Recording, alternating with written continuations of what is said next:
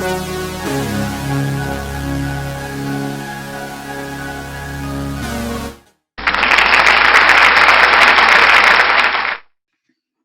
boom. Welcome, family, to episode 20 of the Big Money No Problem Solved podcast show, where we get straight into the point, man. I'm Chuck, a.k.a. Big Will, with my brother from another AG, a.k.a. Mr. Iliana Jones. Yo. Yes, sir. So, we want to let y'all know, man, that Big Money No Problem Solved podcast show is sponsored by Mill Hub Media, Profound Entertainment, where they have a selection of new artists and gamers. Also, remember to check this out over those internet airways, man. You'll be able to check this out on One United radio station, which you all will be able to stream at oneunitedradio.com, or you can download it at the One United Radio app. You can also check this out every other Saturday, man, from 5 to 6 on the number one base internet radio station out of Houston, Texas, which is 92 KELZ Radio, man. So continue to support the Big Money No Problems ENT family, and be on the lookout, man, for more moves to be made, man, the furthest platform to continue to give our listeners what they want to hear. So stay tuned in. So as I always say, man, welcome again and again and again, 20 times over, to the Big Money No Problem Talk podcast show, man, where we get straight to the point. Man, AG, go ahead and introduce our family tonight. Hey, we got a treat for y'all tonight. We got a long-time friend of mine, you know what I mean? Good guy, very talented brother. You know, I've been knowing this guy for a lot of years, and if I can tell y'all that due diligence does pay off, it would be it would be set in this brother right here. We have Anthony Dalton. What's happening? You know, on such shows as Sisters, Tyler Perry's Sisters, performances in The Pains. We got Saints and Sinners. And I remember when I first I was like, oh, for real, he famous. I see them on the Vampire Diaries. You know what I mean? Hey, don't hate me for watching the Vampire Diaries. But I said, is that was Anthony Dalton, ladies and gentlemen. Very talented brother. I'm glad to have him on the show. You know what I'm saying? Thank you for coming out, brother. You already know, bro. Already. So family, man, just do what y'all do, man, to vibe out with us during this episode, and let's get straight into the point. So we just gonna jump right into it, man, since it's a topic of conversation, just kind of early today, man. What's your thought process on that Breonna Taylor, the charges that was brought in? Just what's your thought process? Oh, man, I'm still honestly trying to digest it. It's crazy. Here it is, a sister. It's like, dang, you can't even sleep in your own house without and they get off. Like, I think what I heard was they let 3 of them go, and then one got like anywhere from 1 to 5 to like a $15,000 bond. Yeah, it's crazy. So that means the one they indicted. Yeah, he's free. 15,000. Somebody gonna come and pay that off, or he gonna pay it off, and he's out. So, and the only reason I heard he got that is just because the bullets in the wall. He could have hurt somebody else, like the neighbor. That's your excuse? So the wall got more justice than Breonna Taylor, man. Yeah. That's why I said it was crazy just to see how they called it wanton endangerment. You know what I mean? Yeah. I was like, from everybody I've talked to, you know what I mean, this is like the first we've ever heard. They digging deep back in the back roots for this one. You know what I mean? We can give them this, you know what I'm saying? That's it's crazy. And it's only a D-class felony, you know what I mean? Which everybody, well, I don't say everybody might not know, I know, but D-class felonies, once you go to court and you plea out, you know what I mean? It's going to drop down to a misdemeanor, which ain't nothing but maybe a year's probation. You know what I'm saying? So even at that point, he won't even be a felon. You know what I'm saying? Get back out into society, get another job. You know what I mean? Because you know, once you got that, that felony on you. It's just still kind of mind-boggling that even in this country, like I said, it's 2020, and the way they treat our culture is still, I mean, just to be real, it's taking us back, and they still treat us that way. So it's just weird. Go ahead, Anthony. Go ahead, finish what you were saying. I've always said this. First of all, you got to know that this country wasn't built for us. It wasn't. When they said all men are created equal, I guarantee you wasn't no brothers and sisters in that room when they wrote it. Straight up. You know what I'm saying? It's sad, man. I had to actually get off social media for a while because I was just so angry. I wasn't sleeping well. You know, my girl wasn't sleeping well. And it was just because the first thing you do, you know what I mean, you're on the phone Yeah, in the morning, you see some stuff. And then by the time, you know, if you a night owl like me, I'm on Instagram and I'm looking at other stuff that's unfolding. And I'm like, dang, man, by the time it's time for me to go to sleep, I got all these thoughts, this anger, this sadness, this pain in my head. And I'm next thing I know, it's stressing me out. You know, That's bad energy. Yeah, and it's not happening to me directly, but this is what stuff like this does to us as a community. Yes. You know, I always say this: racism is not just calling me a nigga anymore. What they're doing, because we can go back to Trayvon Martin, we can go back to everybody. All these people, all these police officers are getting off. So what that says to you as a, let's just call us spectators, as a spectator, you've seen us march, you've seen us do all this stuff, you've seen us petition, you've seen us vote, and nothing has changed. So in your mind, in your psyche, what you're gonna do is be like, man, ain't nothing gonna change. I've been going through this since I was 15. Exactly. So I've actually seen it since I was 15, and now I'm 30 something. It's like, man, why even put up a fight? And what that does is that diminishes hope in Black people. And that's what the thing is. It's hard for us to, you know, continue to strive and continue to try to make, you know, advances. Yeah, progress. Every time we look on the TV, it's like, damn, we can't even get justice. A wall got justice before an innocent Black woman got justice. Like, come on. Yeah, that's crazy, man. And it's crazy because Chuck, you done said it. You know what I mean? What's the famous quote? You know what I mean? We can't be in the house while being Black. We can't, you know what I mean? Go ahead and say it for him. Yeah. We can't be in the house while being Black. We can't jog while being Black. We can't ride bikes while being Black. You can't bird watch while being Black. Exactly. It's just too much. If I catch you using the bathroom sideways while being Black, I'm gonna get you. That's your ass. It's crazy. Straight up. It's crazy. And we just got to get to it. That's what I think as a coach, because we kind of alluded on some just previous shows kind of talking about these topics. I mean, it's obvious that we got. Stop putting focus into trying to, because we the only culture. We the only culture who try to look for that reliance, and we try to look for that acceptance. While it's a reason why you got a Chinatown. It's a reason why you got Jewish communities. It's a reason why you got all that. And then our communities just ghettos and hoods.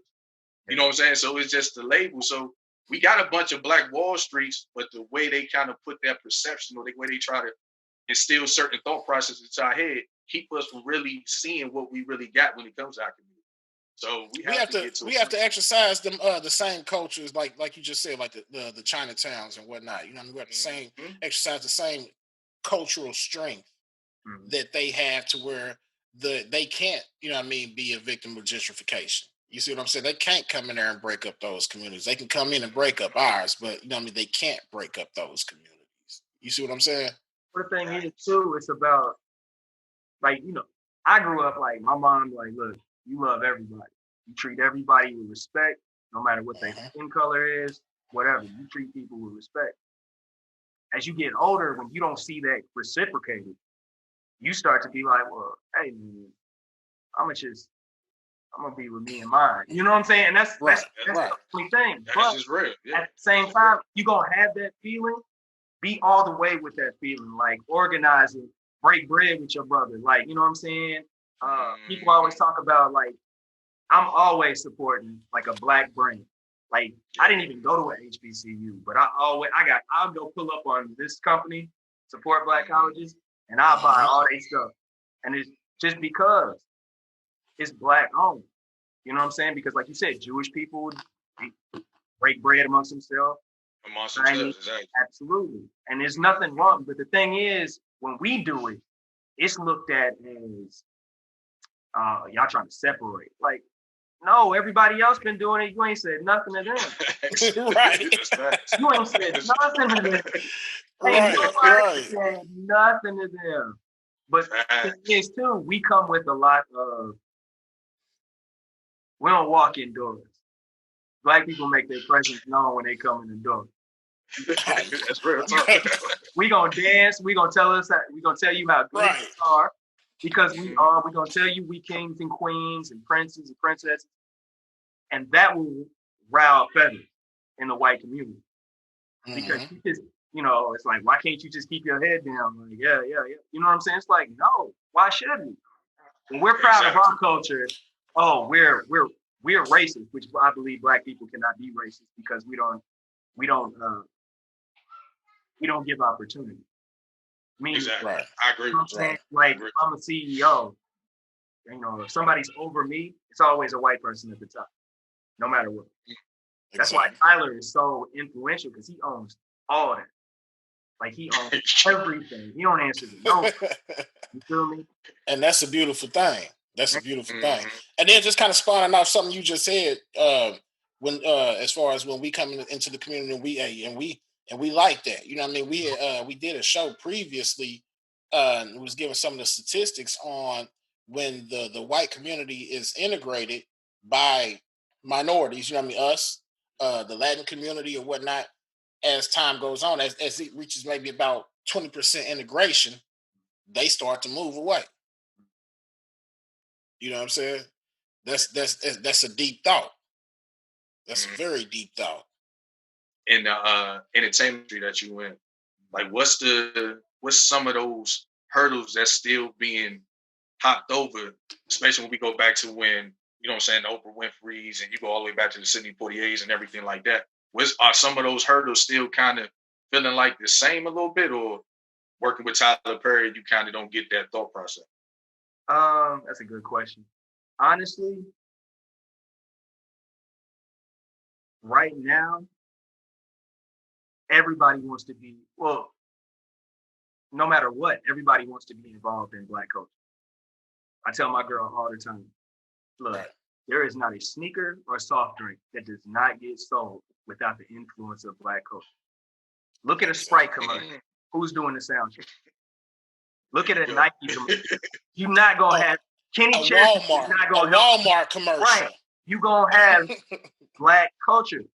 It just is what it is. What we need to understand is we are the wave. There's nothing on this earth cool unless a Black person puts his hands on it. Exactly. It's a hurt. Exactly. I'm gonna tell you that right now, from fashion to entertainment to, food. There's nothing until Black people put their hands on it. The whole world doesn't know what's hit. Don't know what's cool. Real deal. But we need to understand. You see what happened to sports when we came in. Exactly. That's what I'm saying. So if we understand, like, we are the ticket, we are the way. Like, could you watch and I'm far from like a bigot, a racist, anything, but could you watch the NBA if it was all white boys in the league? No, just to be real. No, just to be real. I'm gonna keep it real, because sports without Black people is not sports. It is a game. Period. It's a vibe. What they say, it's a vibe. Yeah, it's a whole different. You know what I mean? It's a whole different arena, man. You know what I mean? It's a whole different interaction, a whole different encounters. You see what I'm saying? Yep. When we come together as a people and understand that we are the way, y'all should be wanting to be in business with us. We can put our money together. We can do this. And what's the use of? I think the thing is, I don't know if y'all ever seen Kenya Barris show on Netflix, Black Is It? Oh man, that's my favorite show. Last episode, what Tyler said, real talk, said, why is everybody waiting for a white person to say, please tell me I'm good. Tell me I'm worthy of this Oscar, this Emmy, this Grammy, this. It's like, understand that you dope, but we always want the acceptance from white America. And it's like, for what? I've seen this sneaker being sold on TV, Black influence. I just watched LeBron go for 40, Black. I just seen all these things. Beer gets sold, Black culture, blah, blah, blah. Anything. Why am I asking for a white person who doesn't speak my language, doesn't know anything that I've gone through, to tell me I'm special? But that kind of goes back, we spoke on that before, man. Like, with the movies and whatnot, you always have like the inner city black youth team that is, chasing the championship and all of that, but they can't do it until this, this white teacher or in some type of way, it's always been embedded in us that we can't succeed and we can't go any further without the help of that, that that other culture. You know what I'm saying? Talk about that's mental though. Mm-hmm. That's the little things that they sow into you, letting you think, so the only way, even me, like watching films now, I'm like, wow. Right now, the answer to go back to your question, there's so many black actors now that are like working. And it really took, I always look for the positive in things, but it really took things like this climate that we're in to highlight. Yes. You know what I'm saying? We've been dope all this time, but now everybody, that's why I kind of look at the NFL kind of crazy, because this man, Colin Kaepernick, was telling you this. He told you it ain't about far beyond COVID-19. Far beyond. He's been telling you this. But now all of a sudden you see, okay, there's rioting. There's damage being done. There's, you witnessed a man get killed on television. You can't even run from this. You can't even run from the truth. It's in your face. If you try to run from it, you just ain't trying to block that out. So you had to do something. Because even people who weren't supporting Colin Kaepernick, they saw it live. They saw them kill a man live on television. And so now part of me feels like it's a PR stunt, because now you don't care about people taking knees. You don't care. I always say that. I don't even know if it's necessarily limited to a PR stunt. Just even your regulars, you know what I'm saying? Just the people that's out there, the other coaches that's out there protesting right now for Breonna Taylor. You know what I mean? Again, like I've said this before, I don't think that this would happen if we hadn't been going through this global pandemic right now. You know what I'm saying? Because this would not be more important than getting up and going, you having to be at your office or at your, cashier job or whatever occupation that you hold. This would not be important enough for you to be out there in the streets protesting all night. You see what I'm saying? It's right now, everything is interesting because we're bored. I can see that. You know what I'm saying? I can see that. And it's more so just on I think it's just the generational gap in movement too as well. Like these young kids is a little bit more proactive than say some of our old leaders. Because a lot of us was more reactive when you talk about, say, that earlier generation, when you talk about the civil rights movement. I kind of alluded to this. I said the only problem I have with the newer generation and how they move is you just need better organization. I love the movement. I love them being out there. You just need better organization. That's it. I was out in the streets protesting down here in Atlanta, and like, it's the gift and the curse about this new generation. They are fearless, which is a beautiful thing. But when you eliminate fear, it's dangerous. Man, even like you fearless to the point where you're like, you have no guidance. So you feel like I'm young. I'm gonna be young forever. Forget it. I don't care. And you'll just react. You know what I'm saying? You'll just go. You do have some people who are like, look, we need to sit down and organize. But then you still got some hotheads who be like, nah, I'm acting. The verdict came in. Let me get my, I'm already out. Ready for somebody to do something. Ready to go. That's not the way. You know what I'm saying? But I do love that because they are idealists. Exactly. They're idealists, man, because they believe like they could change the world. Like they really do. And I love them for that. But also you do have to have some kind of direction. You have to have a plan. Facts. Yeah. Facts. And that's what I respect about. Like I said, they don't want they not about the cosign. You know what I'm saying? Like our generation was more so built on this trying to get that cosign from the other side. Yeah. They don't care about the cosign no more. And like I said, I'm with those others out there protesting with us. But at the same time, like I tell people, man, I still don't understand the genuineness in what they're doing. Because a lot of times, like you said, our culture is so what it is with the vibes and how we move is so smooth, and swag and everything that comes with it. Others just want to be associated with it. So that kind of goes into what you're talking about. Like that kind of goes into what you were talking about with the Colin Kaepernick situation in sports. Because, like you said, the message to me right now is more watered down. Because the message was raw when Colin Kaepernick was doing it. It was real raw. Out on this before. Yeah, it was crazy. You didn't want to do that. It was originality. You know what I'm saying? You heard originality and it was initiative. You heard one of the owners. He said, "Like I can't have all the inmates running the prison." That's crazy. That's what I said. It's crazy. That's how they feel. Inmates, because I'm like, those brothers who are on those teams, if you don't, after that statement, you don't realize what you mean to these people, they don't care about you. You are a horse. There's a lot of horses that win races. But once they lose or break a foot, you're out of there. You know what I mean? Right. So, and it's so many of us. It's so many of us from them to pick on. You know what I mean? Hey, okay, you. There's a new crop. Hey, let me go grab him. You know what I'm saying? Here, a new crop. It's you know, not equating this to this, but kind of. It's almost like a slave trade. It is. You know what I'm saying? Like you call it what it is. You bring in these new, you know, back in the day they used to call them bucks. You know what I'm saying? Bring them in. What's the combine? The combine is basically take your shirt off, take your pictures, turn to the left, see how fast you are, how strong you are, and how this, and see if you're worthy of being on our team. And that's facts. And that's what I was telling people. I was like, people got to understand sports. No matter how much money LeBron James or any of these dudes have, at the end of the day, it's a billionaire writing that $100 million check that man has. You get what I'm saying? Yep.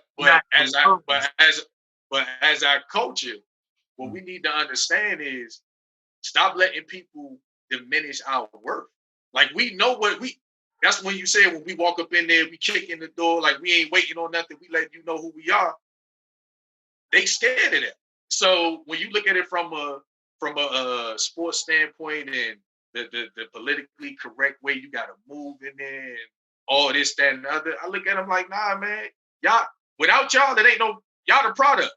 Without the product, it's like this though. It's like the old time stories, man. You know what I mean? What they say when you go to a new high school, or if you go to jail, you find the person that probably intimidates you the most, and you take them out. You know what I'm saying? Which makes you superior at that point. You know what I mean? Yeah. And that's basically what's being done when we present ourselves. We present ourselves with pride. Mm-hmm. We present ourselves with, you know what I mean, with charisma. You know what I'm saying? We present ourselves with swag. You know what I'm saying? So okay, we have to eliminate that factor. So all right, yeah, that swag and that don't mean nothing. You know what I'm saying? That equals defiance. Facts. That's what I'm about to say. That's how they define it. Defiance, because if I let you, because here's the whole thing with the whole even Black Lives Matter versus All Lives Matter. Black Lives Matter, nobody ever said that nobody else's lives matter. But they'll spin the narrative and say, oh, what about all lives? Exactly. Like, oh, we understand we aren't the only people on this. Do you think we're that dumb to not understand that we're the only people, not the only people on this world, on this planet? Like, we get it, but we don't see y'all getting beat up, killed, murdered for doing nothing.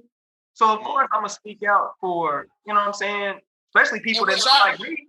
I salute, you know what I mean, a lot of the brothers from the Nation of Islam, you know, they've been saying that years and years. It's not that I'm, you know, I'm anti-white, I'm just pro-black. Absolutely. You know what I mean? There's nothing wrong with it. It's a great big difference. Like having pride in myself and where I come from in my culture does not diminish what you got going on. Exactly. If I tell you, look, my girl is pretty, my girl is beautiful, that's not an indictment on y'all's girl. Like, you know what I'm saying? It ain't like I said my girl finer than both y'all's girls. Like, what? No, I just said my girl is beautiful. Yeah, but in their mind, they're thinking you come with that pride, and if everybody starts getting a piece of that, oh, it's anarchy. You know what I'm saying? So Hey, imagine now you saying y'all women, you know what I mean, prettier than our women, you know what I mean? We don't like that. man. I mean, Go ahead, take a sip on that. Take a sip on that, bro. Take a sip on that, man. Speak up, but I'm gonna let that go. So no judgment. There's a judgment-free zone. It's just, man, it is judgment free. But yeah, man, it's crazy times we live in, man. But I tell you, go ahead. I'm sorry. Now I'm just gonna ask. So, how important you feel now with what Tyler Perry is doing, especially in the entertainment game? We're starting to get a little bit more black billionaires around and everything like that. So, how important is that those who are in those positions, especially when we talk about our culture, from what you're seeing with Tyler Perry, how important is that? Like, we see more of that in terms of just enlightening our own and putting our own out there. Oh, it's definitely important, man. Like that brother is an inspiration. That brother, I'll say, this brother like highlighted me. You know what I'm saying? When I say highlighted me, put me in a position to where people could see my talent. A lot of, I'll say white Hollywood doesn't know who I am. Gave me little shots here and there, but never fully invested in it. So like Tyler taking somebody like AG, like I'm a dude from that. You feel me? Like, you know what I'm saying? I know. Like, I'm a dude from that. And east side of Indianapolis. And actors just ain't growing off of trees like how hoopers are. Like you're born in Indianapolis, you just hoop. That's what it is. Like you gonna hoop. But like actors, or you might rap. You know what I'm saying? Or you on the block. Like it's really like that. But he gave me a shot, man. He's given me numerous opportunities, man. I pretty much like owe my career to that man. And watching him move and not being content with where he is, like I told y'all before, that man doesn't have to work. But his work, when I took y'all, man, that man's work ethic is like insane, man. Hey, it's like we were saying earlier, man. Tyler Perry bring out plays, movies, and shows like No Limit drop record albums, real talk. You know what I'm saying? Oh man, that dude. So like, we shot our show during the pandemic. We were in the bubble. We got tested every month or Tuesday and Thursday, right? So we get tested. Everybody got to wear a mask, like social distancing, everything. We shot our show, and I want to say our season in like 10 days. Oh wow! Damn, for real? Yeah, with nobody having COVID. Like we were the only production in Hollywood that went back to work. Oh wow! Like every other studio, like this man has his shut down. Yeah, but when you have your own. That's what I'm about to say. You can do it.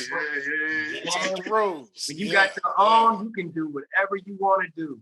And everybody's looking at TP to everybody's looking at him like, man, are they going to fail? So the pressure was on him. Like if this didn't go off without a hitch, everybody in Hollywood looking at Tyler like, why would you even try it? Now you done got hell people sick, this, that, and the other. Man, that brother got us tested. We shot our show. He left our show, took a break, went to shoot another show. Same kind of protocol. Went and shot 2 more shows. Nobody had COVID. But he had a stand on the base. So when you have your own, it's like I'm not gonna let y'all go to hotels or people who live I'm not the only cast member who lives in Atlanta, but most of them live in LA and New York. So I'm not gonna let y'all stay at a hotel to where y'all can get sick and possibly get everybody else sick. No, this is Fort McPherson Air Force or Army base. Used to be owned by the Confederate. Yeah. This man done turned that. Mhm. He done brought it in. Oh, He owns it. oh. All 330 acres, man. It's inspiring, man. Every time, like he just got the governor's award at the Emmys the other day. Mm-hmm. I'm just like, yo, bro, you went from being homeless, sleeping in your car, bro, Amazing. to dude, and you did it without Hollywood's help. That's what people don't understand. Did it your way. You did it your way.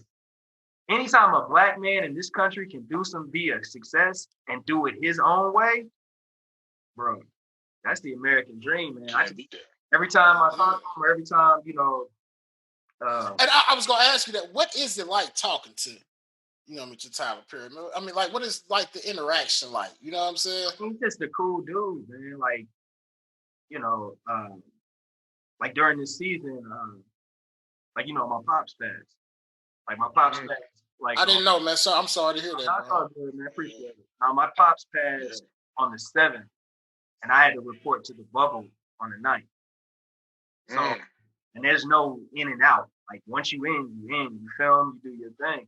But like it's not that he just wants to shoot. Like he actually cares about the people that he employs. Like he was always checking on me, like, "Hey, man, you good?" Like because like I went to my father's. I went back home to nap on like the 5th. Saw my dad 2 days on his deathbed.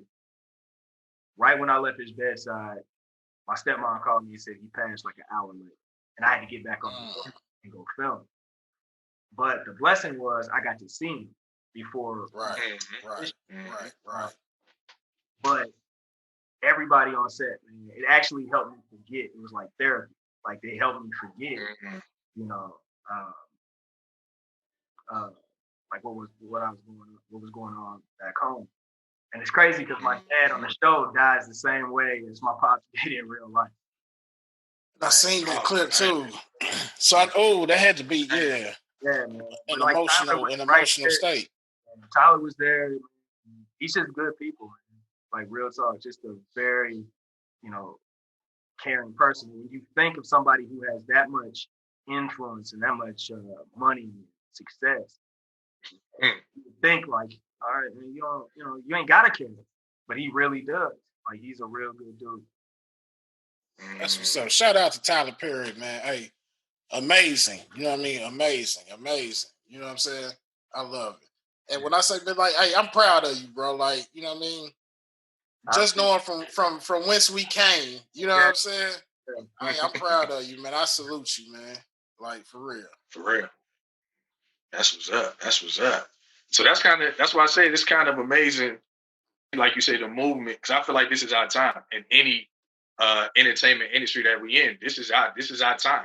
Because it's stories is just there. Like the way, like how to, even when you look at people like Chadwick Boseman. Like R.I.P. man. Yeah, like like there's people, there's people dropping like seeds for us to, like breadcrumbs for us to follow to become better people. We just gotta, we gotta focus. You feel me? The main thing, we gotta focus. So I mean, so just to kind of I was gonna say, just kind of take it back a little bit, because I see you kind of sports heavy, and I know you used to play football back at Akron. Yeah. I mean, was that ever like a full dream? Like, hey, that's the route, the league. I think every kid, like especially if you're good at something, like football. What I thought, I was like, I love doing this. I love doing it. I want to do this for the rest of my life. And you're an athlete, but all of a sudden, you know what I'm saying, your body don't do the same things you did when you were 20, or 18, you know what I'm saying? I was telling some of my homeboys, I said, man, remember when you used to hoop and roll your ankle and all you did was just like strap that thing up tight and keep hooping? Back up, yeah, and keep going. I roll my ankle right now. It ain't happening now. Hey, young bud, you got that? Like, nah, I'm done. But no, I like football. I did want to do it, but then I discovered that I had a high school coach who told me like I would never play Division I football. He was like, you're not fast enough, this, that, and the other. So in my mind, I've always been the person, just because you said that, I'm gonna do it. I'm gonna do it. And that goes with everything. Like a girl told me I wasn't gonna be, shit. I was like, you know what? All right. You know what I mean? Show your ass. All right. But what I realized was when I was pursuing that, it was like, dude, you're just trying to prove everybody wrong. Do you really love this? Because I'm, Division I football players aren't small. And you getting hit and you taking all this punishment, and I was a walk-on. You feel me? So I was pretty much paying for school and playing football. So I was like, dude, I'm paying y'all to be pretty much on this team, which is stupid. You know what I mean? It don't add up. It don't add up. Like, what am I getting out of this? And so I mean, I can see if it was, the scholarship you paying me. It gotta be mutual, bro. And that's the only thing I wanted. I wasn't trying, because I went to college later. I wasn't trying to go to the league. I just wanted my education paid for. Right. And then, I got you. Yeah, I majored in quick story. I majored in communications first. And I kind of, because, AG, I was like back home modeling, but like not high fashion, like JC Penney's type stuff. You know what I'm saying? Like, because Indianapolis ain't the fashion mecca. Was the underwear model? Hey, brother. I came on there to promote good vibes, man. Nah, like I was trying to do that, and then I had everybody, like AG said, like we would roast each other and just be funny, and people would tell me like, you should try to act. And I took a couple of classes in high school, but I didn't really take it seriously. So then one day I was in college playing ball, and I auditioned for August Wilson's play Fences. And another quick story, I'm sorry. But I originally didn't get cast for it because I'm not even trying to flex or nothing, but the director, who was a white woman, she said, you had a great audition, but you were too good looking for the part. And I'm like, what? Bro, you can call my mom, man. My mom was, I called my mom. She was like, how'd the audition go? I said, yo, they told me I was too good looking for the part. And that's an entirely different version of being overqualified. Man, the story of Fences, like, I'm like, this is a 10, like right now, because it was just summer. I'm the lightest dude in the cast, and I got to play the son. You feel me? So I think that's what she meant. Like, you just don't look the part. But the guy who got the job, he couldn't do it. He flaked on it. And so she called me back. And man, when I did that play, like the same rush you get from running out the tunnel during football or basketball game or whatever, I had that time 10, like opening night. And it's just you. The focus is on you and like your scene partners, bro. And that adrenaline. And I had that. I got that bite. I said, man, this is what I want to do for the rest of my life. So what happened was I changed my major to my minor, because my minor was theater. My major was communication. So then I started thinking like, yo, man, why do people have minors?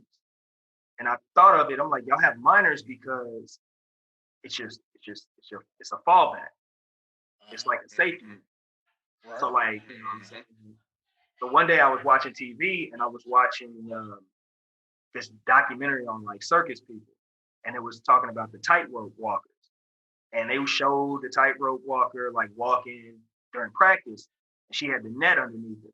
So like she slipped a little bit, fell in the net, whatever. When I tell you opening night came, when they snatched that net away, bro, she was so dialed in, man. It was so focused. So I looked at it like, yo, you know what? That's what I'm going to do. I'm going to take away my safety net which is my minor. So I said, you know what? I'm going to do that because now it's not if you make it. Like, bro, you ain't got nothing to fall back on. You have to. I ain't gotta do. I got to do. Even if you want to quit, bro, you can't. What else can you do? Like, and this is what I be saying to people, like, man, what's for you is for you. You know, I remember when I moved to Atlanta, crying my eyes out, man, because I was leaving my mom. My mom's my best friend. And she told me, I moved down to Atlanta with $400 in my pocket and my Oldsmobile Aurora on a hitch, 96, 97. I remember. Yeah. I Moved down, remember. busted windshield, all bad. Had my clothes.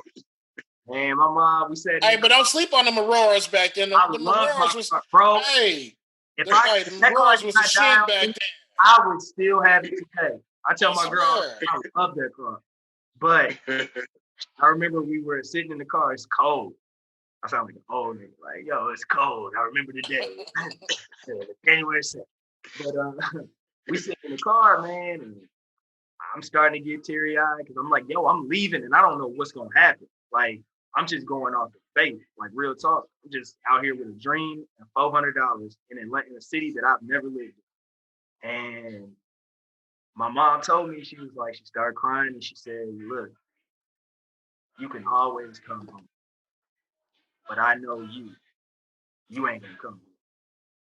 So it's basically like, yo, you gonna make this shape. You know what I'm saying? And now I'm up here talking to you, Jay. You feel me? So, hey, doing your thing, man. Yeah, man. So it's like, you know what I mean, it's a different thing chasing your passion, ain't it? Absolutely.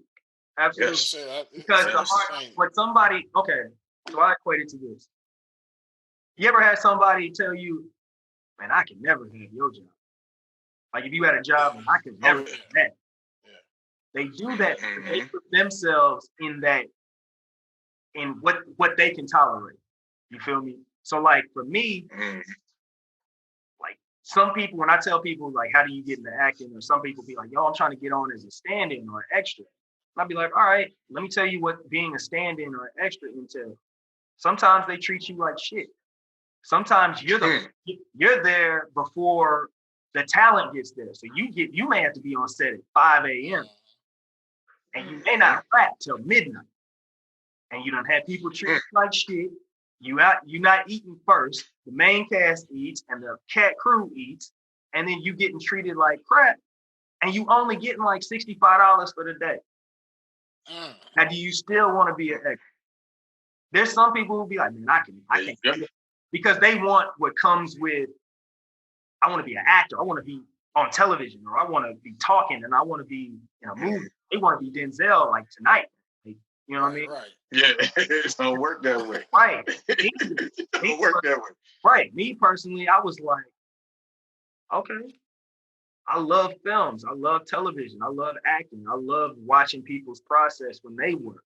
So I was like, dude, I do this shit for free.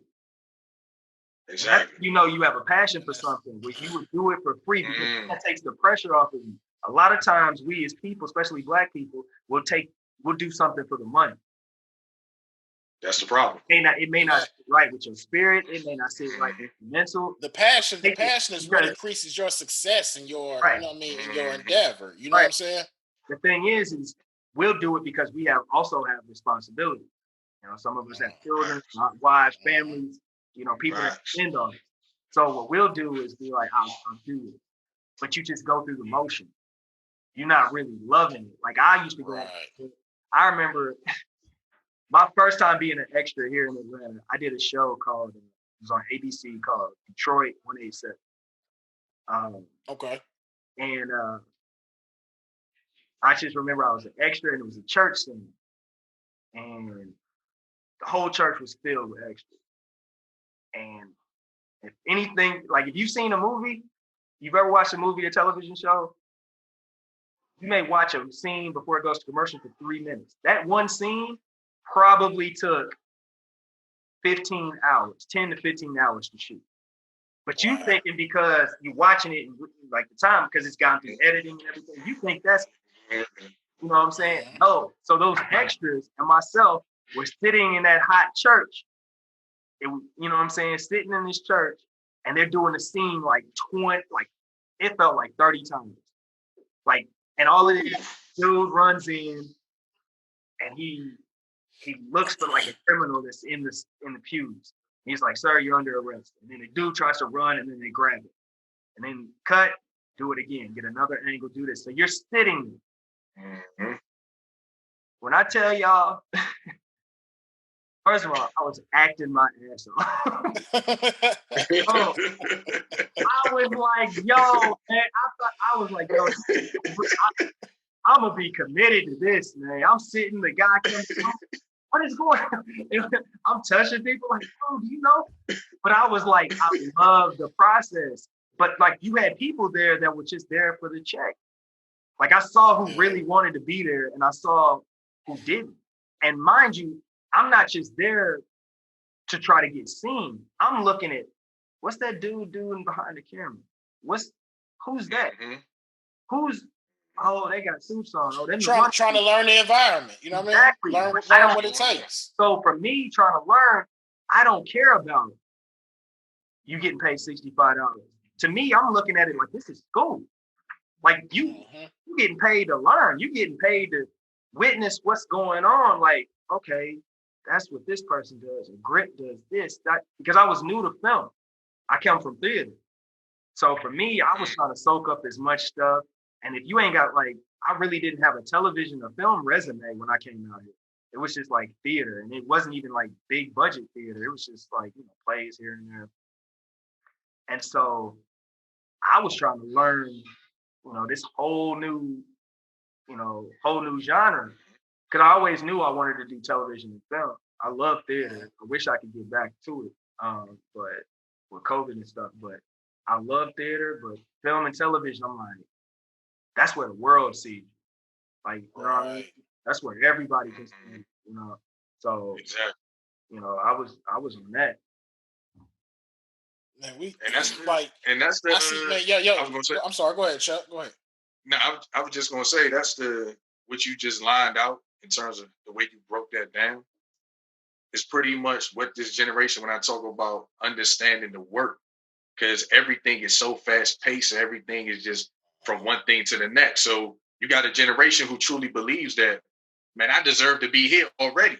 Nah, you don't. You may have to lay a little bit of that foundation first, and that groundwork first, and then get yourself to that point to where you can start talking them big money talks. But everything's especially like, how the music industry is now. You know what I'm saying? Because the music industry has become, so much we'll say so easily accessible, because so many artists can be independent. I can only imagine that, it gears folks to the point where they think that the acting art can be just as easily, you know what I'm saying?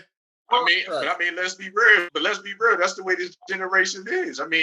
Shoot, if you got an Instagram, you can be a model. You get what I'm saying? So it's just the way it's real out here. Like, that's OnlyFans does not, is not synonymous to modeling. But here's what I'm saying, just to put that out there. What you have to realize though too is there's a market for everybody. You feel me? You already know, AG. Like, growing up, like back home, there was clubs for like the well-to-do. You know what I mean? There was clubs for like the cats that fell right in between. Like, sometimes like the Mecca. And I'm about to say, then we had the Mecca. The Mecca was the perfect club, bro. You had good cats, you had well-to-do, you had everybody. One thing. You had the ballers, you had the free boys, you had everybody. You know what I'm saying? You had everybody. Yeah. Everybody got along though. Like, it may be like one or two fights here and there, but everybody pretty much got along for the thing. I was hurt when they closed the club. But you cater to a certain, demographic. So then you go from the Mecca, you go from Champs out north, but then you got Tremors on the south side. You feel me? And that's for the cats who, dude, have a nice day cafe on. You want to wear they downtown. Yeah. Right. So there's a demographic, like you said, OnlyFans isn't considered modeling. Yeah, to you. But there's always a niche for somebody. There's always a place. You are exactly right. That's why these kids are. You got kids that do. My nephew was watching something when I was back home, is this Chinese kid. He plays with toys on YouTube. Like companies, he signed like a couple $1 million deal. He's like 7. Signed a couple $1 million deal to play with toys, and they videotape him playing with toys, and then he gives his opinion. You feel me? So like exactly. So there's a market for it. This brother is worth $1 million just for doing stuff, playing with toys. But there's a lane. That's what I'm saying. There's a lane for everybody. And it makes it so instant. Like we were talking about before we came on, it's like when we were growing up, it really wasn't about money. You just wanted to look fresh, have fun, be a kid, whatever. Now you got kids killing themselves because they're getting bullied because they don't have the latest this and that, which is insane to me. Like, and it's not at the worst when we was young, man, we might have had the young man, hey, you get roasted. Hey, you ain't got the Jordans, you ain't got the right, you get roasted. But yeah, you get roasted. You might get a little fist fight in, you know what I'm saying? But that's about it. I'll say this in the kids' defense now, when you and I roasted, it was between you and I and people who were there. Now you get roasted. All out. Yeah. Everybody is that now. Yep. So everybody. And I'll tell you this, man. Not everybody is compassionate. Like, and these kids, some of their mental psyche isn't as strong. I don't think it's as strong as what we went through. And I don't know, honestly, if we could have dealt with that. Like the world seeing you like do something crazy, and then that's partially on our generation too, though. You know what I mean? You got to think about it. When we were coming up, you know what I mean? It wasn't as strenuous as it is now. But it was strenuous, you know what I'm saying? But our parents, you know what I mean, kind of took the negativity aspect out of it and put more, you know what I mean, positive energy into us. You know what I mean? I think our youth are still a little bit too much privy to our pain and our struggle because we let them see a little bit too much instead. You know what I mean? We focus on the negative so much that they can't help but to focus on the negative as well. You see what I'm saying? If that makes any sense. I get what you're saying. And I think it's just, I mean, with this generation, it's just, like I said, it's just that social media that, I mean, we don't, like you said, back in the day, when we did stuff, we was face to face, man, we was outside. Like everybody having a good time doing what we doing. Now, conversations is over Xbox, chat rooms, and everything else. So Instagram, Facebook, you know. My nephew, his brother, I love my nephew, man. I was back home, and, you know, this is like, when they started school, but he was going online, and he was like, he had to log on in the morning. I think I left to go run errands. I come back home a couple hours later. My man's is in the yard, like with a soccer ball. And my two sisters, my older sister and my younger sister, his mom, they in the, you know, he looking pissed. And I'm like, pull up. I'm like, what's wrong with you? He's like, I'm on punishment. I was like, what'd you do? He like didn't log back on, like to go back after like lunch. And so his punishment was, my sister said, you gonna be out in this yard and you gonna play. Like, no phone. Hey, that's a punishment now? Man, when I tell you, my man's looks so upset, bro. He couldn't get to the electronic devices and the video games, and he was forced to go outside and play. He was, when I tell you, bro, he was pissed. I said, wow.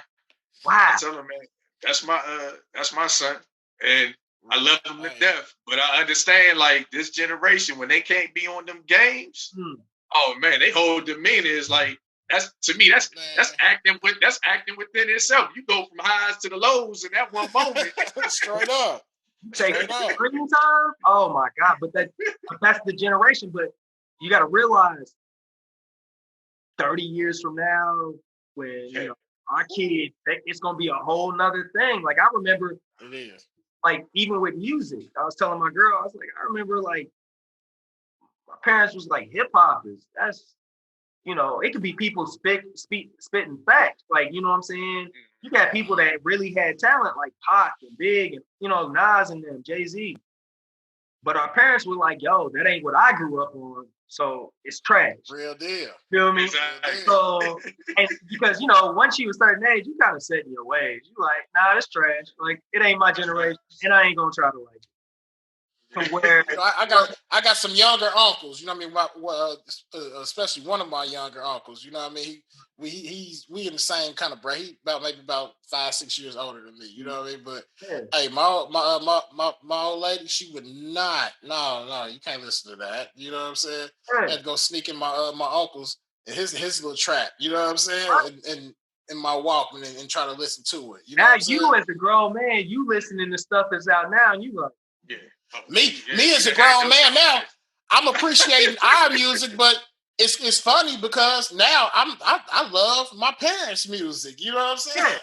Yeah, because you can appreciate. I mean, and this is no diss to anybody, no artist or anything, but it's okay for certain things to not be for us, and for us not to understand it. Like you got, like we couldn't fathom. Could you imagine having social media like it is when we were in high school? Oh, I say that all the time. I say y'all just don't know, man. It's crazy. And Instagram in high school? And it's weird, man. I was just talking to somebody recently about that, man. I was like, we talking about like what the youth are doing, you know what I'm saying? But if you can imagine the amount of mischief that we got into without cell phones and social media, you know what I'm saying? We would be on the same page they on. You see what I'm saying? If not worse. That's what I'm saying. Right.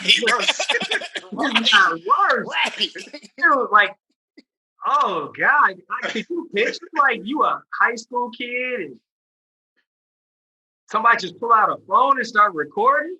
Man, could you even better yet, can you imagine being at home at night? Look, can you imagine being at home at night when your mama tell you or your daddy tell you you got to be on the phone at a certain time, but you can pick the phone up and just be quietly texting? Come on, man. Come on, you know what I'm saying? Where you ain't got to worry about, get your ass off the phone. I told you, it's your bedtime. Right. I grew up, and these kids don't understand, man. I grew up having to have a house phone in my room. I was lucky to get a house phone in your room. Oh, when you have 2 lines in the household? Yeah, come on. My sister had her own line. I was like, that's so dope. That's why I said these kids don't understand. That was a big thing. That was our cell phone. We got our own line. Oh, they gonna pay for another line up in the house? Oh man. Hey, shout out to Jolie. Hey, love Jolie. Hey, appreciate it, man. Yeah, she probably watching right now. But nah, man, I just couldn't imagine. So I'm not as hard as the youth now that I started to be, originally. I'm like, y'all go through problems. I don't know if your problems are bigger than ours or worse than ours, but this is just your version of your problem that your generation is going to have to endure. And I always say, like, and it's sad, but we were the drug dealing culture generation. This is the effect. These kids now are the effect of the user. They're the users now. These are the offspring of the cats who cats were selling dope to. You feel me? So when we ask, like, what these kids be on? It's like, and I'm saying not us, like, personally, but our generation, Black in the hood, like, it's like, this is the offspring of that. You know what I'm saying? So we got to take some personal responsibility for some of the things that, these kids didn't just raise themselves. You feel me? So we got to take some personal responsibility for how they move a little bit too. And that's real, because I really kind of, take personal, I ain't gonna say personal offense, but it agitates me when, you have conversations with adults and you hear that, oh, hey man, these youngsters crazy. Nah, they ain't crazy. You know what I'm saying? No, it's just their version of what we've been through and us not being there enough for them to guide them through it. Right. That's why I laugh. That's why I laugh when people say, oh, no, ain't no systemic racism, ain't none of that stuff going on. Trust me, what you just hearing right now is part of a system that we was involved in. And it's been killing our culture for a very, very, very, very long time. That's why some people really do truly feel you got to tear down the system and rebuild it to get it right back where it needs to be, man. Real. And it's funny you said that, Chuck, because I was having a conversation with my uncle earlier, you know what I mean, talking about the Breonna Taylor situation. And he was, you know what I mean, gave some insight. He was like, man, the police ain't nothing but us with badges and, you know what I mean, a little more rights. You know what I mean? It's the system behind the police that we have to, you know what I mean, scrutinize, that we have to chastise, that we have to, you know what I mean, that's what we need to target. You know what I mean? It's the police, they human beings. Them grown men just like, you know what I mean, like we are. Tell you this. If police officers were independent contractors, oh man. Bruh. To where what you just said. What you just said. Bro, would nobody be killed? If you were you killed that person, and there's no system backing you, there's no court, there's nothing. This just your decision. If they didn't have the law enforcement union behind them, man, let me tell you, I'm telling you, bro. You carry 2 bullets in your gun. You carry 2 bullets because if you kill somebody, that's on you. You ain't got. You gonna ask your comrade. You gonna ask your comrade, hey, can I shoot him? Right. Will it be okay? You know what I'm saying?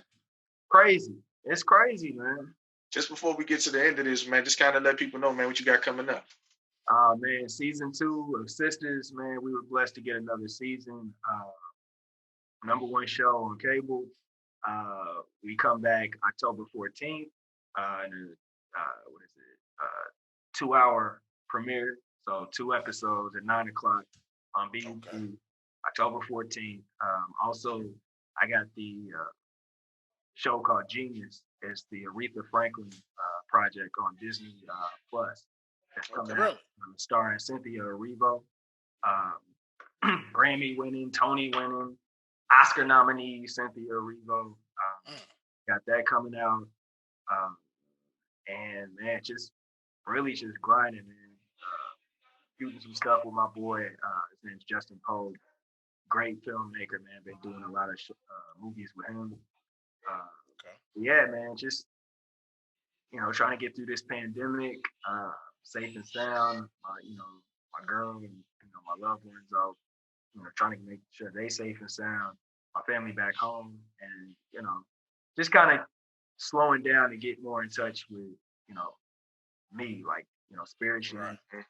Mentally, whatever, because like I said, I'm looking for, there's got to be a silver lining through all this stuff. It's crazy. Real talk, the things that I've achieved in my career wise and the blessings that I've gotten, like when I look at myself, I'm like, am I a good actor? I believe so, but I can always improve. I'm always looking to get better. I'm always looking to improve. Am I, the best looking? Like, no, I've seen cats at auditions. I'm like, dude, like, you look like you were made out of bronze or porcelain. What the fuck nationality are you? You know what I'm saying? I'm like, fuck. But I think the blessings where I've been blessed is, or the things that I've been blessed with in my career wise, is honestly about how I treat people. Like, real talk. Energy is everything, man. And when you put out positive energy, man, that stuff comes back. Like, it really does. And same as negative energy. When you put out something negative, you can't expect great things to happen for you after you putting out all this negativity in the world, man. You got to put out, and it's not something that you just deliberately do. It's just how you move. You know what I'm saying? Like, I honestly feel like everything that I've ever achieved is how I've treated people. I just told you the story about my boy Anthony Hemingway. You know what I mean? Just off ice cream, bro. Just our conversation about ice cream. Real talk. You know what I mean? And it's really about, because people remember stuff, man. People remember stuff. They do. They remember, first encounters are everything. They remember that. The brain is a powerful muscle, man. Yeah, they remember that little shade you might have thrown, or some, a little backhanded comment or stuff like that. And this stuff sits in people. And I tell our cast, I've told them before when we first started, I said, and they already knew because they're professionals. But I said, anybody who comes to our set, like as far as the guest star or something, we treat them like family because eventually our show will come to an end, and that person who came out as a guest star will have their own show. Right. And then you'll be auditioning to be on their show. On their show. Yeah. And so, therefore, that's what you got to look. And it's not just to set you up for, you know, an opportunity, but it's just about how you move. Like, just be nice just for being nice to people. Like, you don't have to be an asshole. You know what I'm saying? Because people remember that stuff. Little stuff, man. Little stuff. And it's Now, I will say I try to break that down to a lot of the younger generation. I'd be like, when you trying to build, relationships matter. That's the only way you're going to build. Right. The money don't mean nothing. To me, I value the relationship more than that. You know what I'm saying? Because to me, that goes a lot longer than that bread that they just give it to you. So I value that more so than anything. And I tell these kids, man, that's how you have to be, man, because even to have like guests like you, I got a homeboy who coming on as well. He's part of Dave Chappelle camp. He's a comedian. And he also been on Superior. He been on Superior Donuts on ABC. He was a regular on there and everything like that. And that's a homeboy I played ball with coming up. And when you got dudes like that you've known for a long time, opportunities when they reach a certain point to where they can feel comfortable to be on the show with a homeboy that they still cool with, that's that relationship. That's why that relationship matters, because it's like, if I would have been an asshole to you before, even though we may know each other, but that's what I remember you as. Right. So when you ask me like, hey, can you look out for me for this, and this, I'm looking at that nigga like, nigga, fuck you. Like, right. And the thing with me is I'm very, you know, I can forgive you. You know what I'm saying? But I'm sorry. But I'm not gonna forget it. I can't forget it. I always have this in the back of my head. You know, I'm a very compassionate person. You know what I mean? I don't hold grudges. You know what I'm saying? So forgiveness is never a problem. Now, me forgetting. Oh no. That's where, you know what I'm saying. But now you got to be fed with a long handle spoon. You know what I'm saying. I'm gonna keep embracing you as, you know what I'm saying, my associate, my friend, my brother, or whatever. But you're still fed with a long handle spoon. So now, you know what I mean, my information towards you is gonna be limited. I always say this. I'm the type of person, you know, you have some people who will get up there and be like, you got to earn my trust. You have to earn my this and this, that, and the other. I'm the opposite. I'm like, if you're giving me no reason not to trust you, I'm gonna give you 100%. I'm gonna trust you. I'm gonna give you 100%. But when and then I'll let you take that away. So if I see you do something and I'm like, yeah, all right, it ain't that crazy, but you down like 85. Fam, I even apply that rule to date. You know what I'm saying? Hey, I'm gonna be a gentleman. I'll be chivalrous. You know what I'm saying? I'm gonna let you hang yourself. Yeah. Because 9 times out of 10, the person is gonna hang themselves. You know what I mean? Absolutely. Especially if you know your intent going in is you like, look, I'm really just trying to get to know you. I'm really trying to, you know, vibe with you, where your head's at, whatever. And they'll say something or do something. Oh hell, they might be doing the same thing to you. It's an audition, like you said. You know what I'm saying? Really? So yeah. I mean, and that's what I look at. But like if you're down to like 50%, I'm like, damn, there's no even need for this relationship. Right. You know what I mean? I gave you 100. Exactly. How the hell did you piss away 50% of that 100? Like, exactly. Like that's crazy to me. But that's what I always do, and I'm always like, look, if you've given me no reason not to trust you, hey, we good. 100%. Yeah, we're good. You know what I mean? We stand on solid ground. You know we good. You ain't done nothing to me to, you know. Exactly. But I always keep in my mind, and I've lived by this my whole life. Shit can always happen.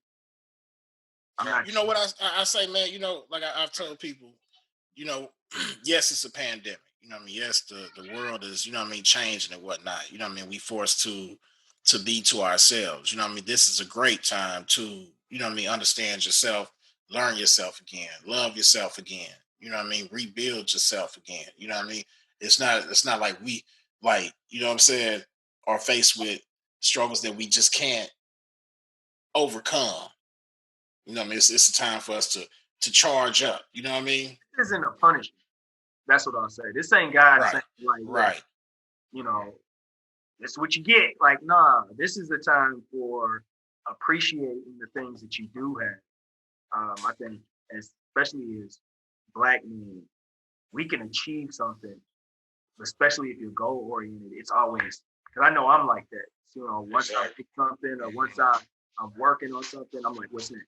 What's next? My mom used to tell me, like, look, you got to enjoy your wins. You got to enjoy, you know, because what'll happen is you done kept your head down all this time trying to achieve greatness.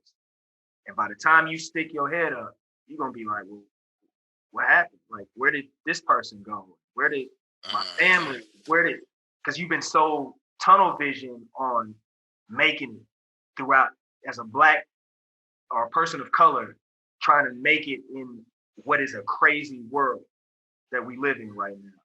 And you're like, yo, I just got to keep my head down and but you missing things as the years go on. You missing like, oh, damn, I didn't spend time with this person, or I didn't get a chance to really kick my feet up and relax. You know, I got all these accolades, right? But ain't nobody around. You feel me to like, you know, be there. So just getting in touch and, like yesterday, spiritually, mentally, definitely physically. I'm always in the gym. You know what I'm saying? Trying to eat right, and just get more in touch with me, because I feel like once that happens, once I become a better Anthony, I'll be a better actor. I'll be a better uncle. I'll be a better son. You know what I'm saying? Boyfriend. I'll be, you know, all these things. As long as I got work with me. So this downtime, it's cool. Like a lot of auditions aren't really running in. So I had a bunch of time to like reflect, you know, and give God praise for, you know what I'm saying? Because like a lot of cats, you know, we already know they don't make it to C21. Facts. Don't make Real it. deal. Coming from where we come from. Facts. They don't make it to get out of their neighborhood and see something else. They feel like, you know, the streets, that's it. End of. And like it's my thing, to me. I'm never been a person that's just I'm not Terrell Owens. I'm not the dude who's gonna be like, yeah, you can do it, and blah, blah, blah, blah, blah. What I do, I'm Marvin Harrison. I keep my head down, do what I need to do, quiet in silence. And you like, damn, how you end up with 150 yards, 2 touchdowns? Like, and he ain't said not one word. I would rather people be influenced by my moves that I make rather than me sitting up here telling them you can do it. So funny, because when I actually taught at my old high school before I moved here. And shout out Warren Central. Yes, sir. Dub C. But no, like I taught there for a year and a half. And I was just like, yo, I used to tell the kids, you know, because I was younger and I could talk to them in a certain way that, you know, white teachers couldn't talk to them. And they like, hey, Coach Dalton, blah, blah, blah, blah, blah. I'm like, y'all know I'm really not a teacher, right? And they like, what you talking about? I said, I'm an actor. And they were like, you know, kids, they like, what you been on? You don't be acting. Unless you did a movie with Will Smith and Denzel Washington, you ain't acting. Right. But then, like, the biggest compliment is, because I used to tell them, man, you could do anything you put your mind to, man. Don't let nobody, I don't care if it's your parents tell you that you can't get it. You can get that shit. And it's funny you brought up Vampire Diaries. I did. Even something as small, my very first speaking part was on a show called Drop Dead Beat. I was watching. Like, only word I said was, yes, sir. And then that was it. I was like, man, I was FBI agent number 3 or some shit. Hey, but how many times when you sat back and watched it after you did that, how many times did you run that yes, sir back? That's what I want to know. How many times did you run that yes, sir back? Bro, when I first, now it's like now my work, I'll watch it the day it premieres or whatever, and then I won't watch it. But like, really? Shoot, dude, I was like, oh no. But here's the thing, it wasn't like I was just sitting like, it wasn't like I was like, yeah, I'm famous now. No, it was like, yo, you could have done that better. You couldn't. Yeah, you start that. Yeah. I started breaking it down more because there's always room for improvement. But I just remember like that speaking role. But the kids who I used to teach, this is before Instagram. So like they would inbox me who were like these kids were like maybe seniors. Like if they were seniors when I was there, they were like probably like 2 years into college now. So then the freshmen were just like, soft juniors now. So, but they would see it and be like, "Oh, bro, you said you was gonna do it. You said you was gonna get on TV." Because to me, that speaks more volumes than you. I remember I asked a teacher one time. Real deal. She told me, you can be anything you want to do. And I wasn't really a smart ass kid, but I was just like, did you want to be a teacher? Was that your first, not on some ass, but like to me, it's some clarification. You know what I mean? You to me, you gotta live what you taught. So when you tell me I can be anything I want to be, your rebuttal better come back like I always wanted to be a teacher, and I'm living. Exactly. You feel me? Facts. Because you can't sell me something that you aren't even walking. Exactly. So for me, I'm like, so did you settle? Because if you did, how can you tell me to go after my dreams because you didn't go after yours? If this is now, if you said I'm a teacher, I love teaching. This is what I always wanted to do ever since I was a girl or a young boy. I'm like, all right, I dig that. I can respect that. But you telling me like, yeah, you can do anything. It's like, all right. But when the kids actually saw it, they was like, dang. So now I'm putting actions to words more than just, well, you can do anything you want to. And I live by that. I still to this day, man, I dream big. I'm 40 years old. That had to be something major for them kids just to even really see that, because you don't see that often. I mean, especially somebody who's from, like, I told the principal because he offered me the whole theater department. Really? And I was like, you know what? I mean, it was cool, cool bread for, for a young dude just getting out of college. And, my shout out to my high school. I can't thank them enough, Warren Central, but they look after their own. Like if you were a good person and you're a good person now, they'll look after you. Yo, I know you just got out of college. We'll come, put some money in your pocket, help you get on your feet, whatever. And I was like, I'm so grateful for that. But the principal offered it to me, and I told him, I said, look, man, I appreciate it, but I said, how long have you been in education? He said, I've been in education for like almost 25 years. And I'm like, okay. And you've been telling these kids to respect their teachers, go to class, pull up their pants, not be disrespectful, all these things. I said, and that's cool. But if Lil Wayne walked in this school right now and told those kids, pull up your pants, and said the same things that you're telling them, it would have a whole different effect. It would have a whole different effect. If he said, look, man, the wave is pulling your pants, and this, that, and the other, they would be like, oh, snap. Because kids now are visual. You can't tell them about that you're not living. You feel me? So I'm like, okay, cool. I'll use this opportunity to tell them, like, look, if you got a dream, go after it. I ain't sit here and preach to you and tell you to go after it, because I'm living my dream. And you can watch that. Every time you see me, like, dude, this dude from, down the street from my house, and he used to teach me and this, that. So it's visual. So now you can really see a person living it. And that was like one of my main things. That's actually one of the things that like fueled me to keep going, because this career ain't easy, bro. It's not at all. I can only imagine. I mean, a lot of disappointments, but like I said, if you love what you do, you'll never work a day in your life. And the struggles that you feel like someone else would look at as struggles, they're not struggles to you. You know what I mean? It's like, if you rap, I shouldn't have to tell you or offer you money for you to rap. Right. You should be doing that. Like if you, that's like that previous show we did, Chuck. We said, the problem with the artist is like, you can't be an artist if you're gonna be picky and choosy about what it is that you're gonna do. I can't rap to that type of beat. Well, you're not an artist then. You're not an artist then. Yeah. You know what I'm saying? Why are you even doing it? Yeah. Cut the beat and just spit. Just tell them cut the beat. Like right. That's the thing where people like, oh no, I'm not gonna do this and I'm not gonna do that. It's like, look, if you rap. I never had to wait for somebody to tell me to act.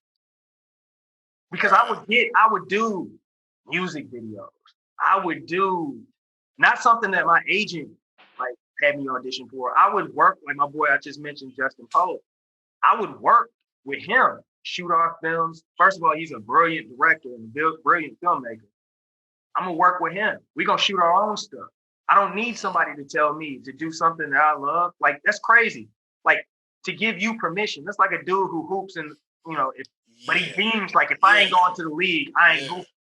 You can still hoop. What are you talking about? You can still. What you love to do. Love to do it. It doesn't seem like work, and I don't feel like somebody should be. I don't feel like somebody should be bribed to do what they love to do, or you got to put a dollar amount for you to do what you love to do. Like, dude, somebody get up there and be like, "Oh, do a monologue real quick." All right, what you want to hear? Like, you know what I'm saying? Because I love to do it. Mm-hmm. Now, of course, now the fee went up. Of course, indeed. The fee went up a little bit. You know what I mean? But, as it should. But you're increasing your own personal intrinsic value. But I've invested in myself to where I have. There you go. That's it. To yo, you want to do this, dude? I did a television pilot, and I literally worked for chicken. Like I'm not bullshit. Like chicken wings. Like we got paid in chicken wings, but it was cool. I met some good people there. You know what I'm saying? And it gave me a chance to be on film. It gave me a chance to do what I love to do. So, a lot of people will ask me, do you have any projects that you regret or that you did this? I'm like, nah, not really. Maybe they didn't turn out the way I wanted them to, but I don't regret because it gave me an opportunity to do what I love to do. And anybody who's ever given me an opportunity to, has blessed me with the opportunity to be in the film, music video, play, I treat that, seriously, and I appreciate them. Man, I can appreciate you, man, because in the world where arrogance is so prevalent, you still epitomize the fact that humbleness and humility is key. That's it. I appreciate it. You know what I'm saying? I can appreciate that, bro. You got to keep people around you, though. You already know moms is quick to be like, hey. Like, yeah. But like it ain't like I'm out here buying pet monkeys. Right. Like, I went on your Instagram and white tigers in the backyard. You know what I'm saying? I made it. Right. Like stupid. Like, but that's one thing too is I don't feel like you have to be an asshole to achieve greatness, man. I think sometimes that's other people on the outside trying to influence you, especially because your circles change a little bit. You know what I'm saying? Like, it's no different from like high school. Like when I tell you in high school, I see this dude like every day. You know what I'm saying? Like we'd all be just every day. It was like those are your bros, you with them every day. But then as you grow, the love is still there, but y'all do separate things. You're going different directions. Yeah, so. Hey, speaking of circles, real quick, that's what I wanted to ask you. Like, how is it adjusting? To the more upper echelon circles versus, where we come from. You know what I'm saying? Where we came from. My whole thing was this. When I got in this business, I said, I want to be relatable. Because you'll have an idea of what you think a celebrity or I don't even like calling myself a celebrity. It just feels weird. No, you a celebrity, bro. Yeah, I'm just but no, like real talk, it's like I just wanted people, I never wanted the Michael Jackson syndrome. You know what the Michael Right. Jackson, it's like somebody Right. with women or guys, anybody would faint at this brother's presence and feel like they weren't worthy enough to get his energy. And I'm like, I don't want people to feel like that. Like, you can dap me up now with this pandemic. Yeah, you gotta be a little careful. You know You what gotta I be a mean? little careful. But no, like Right. I always wanted people to feel like they could talk to me because I'm you. You know what I'm saying? Like, I want to be relatable. So when I jump on my IG and stuff, my IG is the perfect example of it. I'm always God fearing. Like, I know my blessings don't come from anywhere but Him, and I will always give Him the praise. Um, I don't like calling myself an activist, but when I see something, I speak out about it. You know what I'm saying? Right. Right. But I'm also, I can confirm that for you too. You know what I mean? Like, for the family out there, man, we got a group chat with the homeboys. You know what I mean? Shout out to the butt naked crew. You know what I mean? yeah. You know what I'm saying? Hey, you know what I mean? But you know what I mean? This guy, he is still the same. You know what I'm saying? He is still the same all across the board. You know what I mean? That gives, you know what I mean, you my total admiration, bro. I appreciate You know what I'm saying?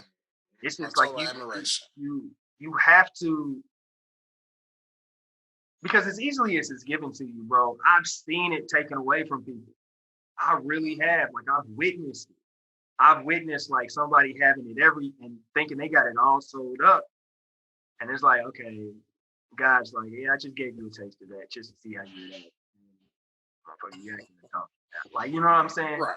And Right. so just because of what I do, because first of all, being a teacher and now being on a hit show, I only entertain you for an hour out the week. But yet I get paid more than most teachers, teachers. And they have a way more important job than I do. I just am your escape.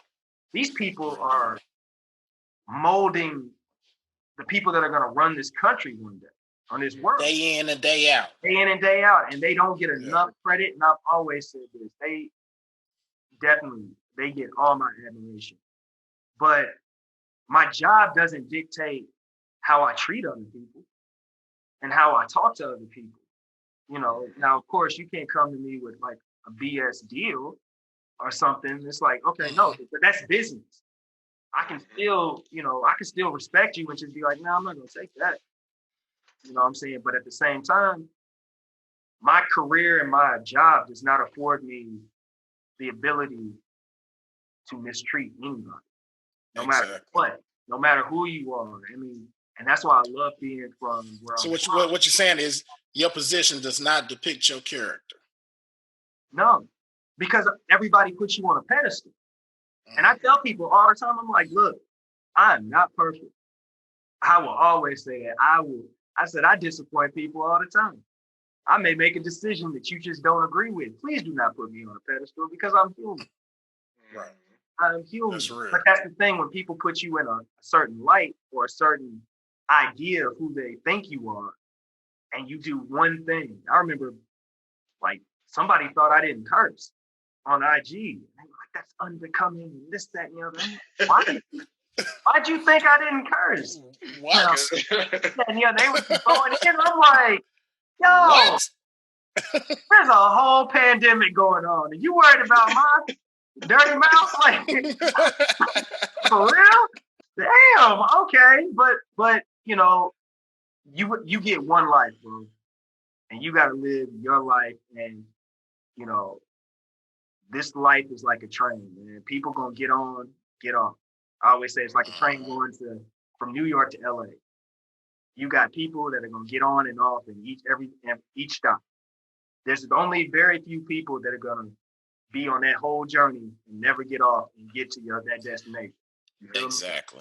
me? Exactly. You know what I'm saying? So I gotta live my life. I do things not to disrespect anybody. I try to think before I tweet, and that's why I had Instagram. That's why I had to get off social media for a little bit with all that was happening in the world. I'm like, because I'm acting off of impulse. I'm not really impulse and emotion, man. You know what I mean? It's deep rooted. It's deep rooted, you know. And I'm not thinking and I pride myself in thinking about what I say before I say it, because I'm not the type of person who's gonna get up there and say something and be like, all right, deal. Unless it's necessary. You know what I'm saying? I always, I'm a Cancer, man. I consider people, I'm compassionate. Almost sometimes to a fault. Because sometimes I think they can get over it. But, I just always want to practice like being humility. That's the big thing. And know where your blessings come from. And yeah. Hey, that's a That's great way to get. That's a great way to get to the end of this. So just kind of let them know, man, on how they can reach out to you, social media and everything like that, man. If they should already know. So, all right. Reiterate. Facebook is, I think it's Anthony Dalton. I got two. I got a business one. They all linked up the same way. But that's all. That's Anthony Dalton.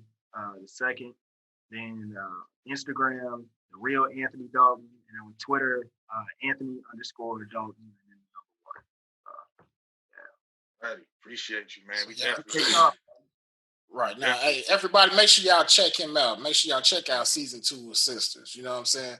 Make sure y'all follow this man. You know what I mean? Support this man. You know what I mean? This is Black excellence at its finest. You know what I mean?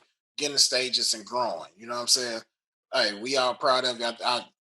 Any of our viewers and our fans that we have, man, I'm speaking on behalf of them. Hey, we proud of you too, man. And you know what I'm saying? We support you. I'm proud of y'all, man. This is dope.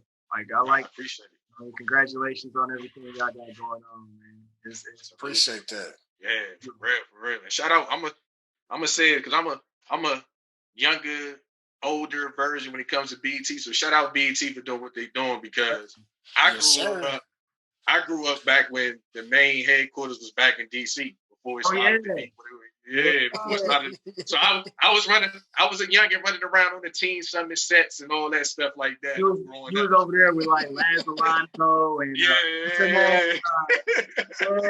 okay.